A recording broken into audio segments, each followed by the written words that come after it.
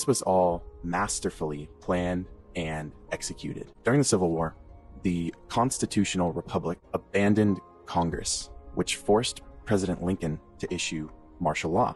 At this time, the Republic was taken over by foreign insurgents who replaced it with the United States of America, Inc., in all caps, in 1871. A corporation that had the same name, the United States.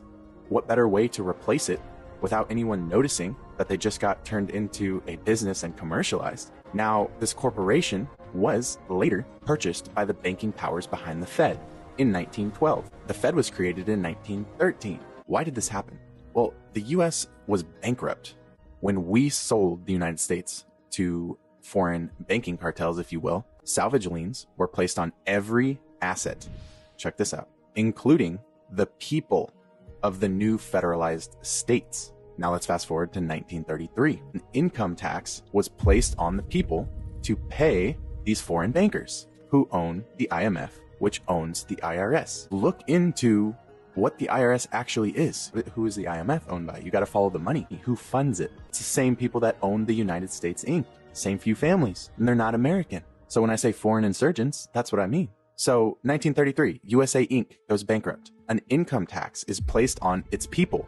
In other words, you and I were turned into property. Look it up. We were turned into cattle, and we were collateralized in order to turn us, humans, flesh and blood, into a means of paying off a massive debt. But the problem is that while you are technically a person, you've entered into contracts that you're completely unaware of, such as your birth certificate, social security number, etc., that are all saying, I consent to being collateralized. You're living as property, as opposed to living as a blood and flesh natural being. On paper, you are property. You are a corporation right now. You might be hearing this and thinking, we're fucked. We're property? Are you kidding me? And that's true. And property doesn't have rights. But here is both the blessing and the curse. There are multiple of you. Just like there's multiple United States of Americas. Sleight of hand, remember? What hat do they want to wear? There are multiple of you. The insane irony in all of this is the fact that they are actually now liable for all of your alleged obligations, aka debts. That's what a debt means. You can play a wrong move in chess and still win the game. And commerce is chess. Their greatest attempt to set us back actually is their greatest weakness.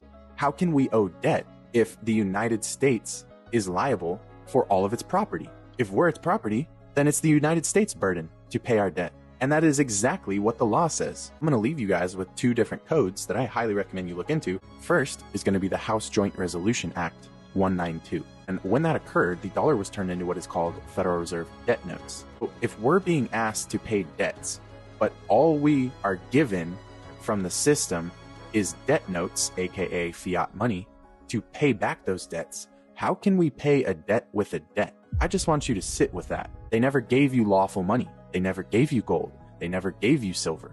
The other side of it is looking into 18 USC 8, 18 United States Code 8. You're going to come to find out that that's literally telling you that the United States is liable for all debt. All of your debt, the United States is liable for it.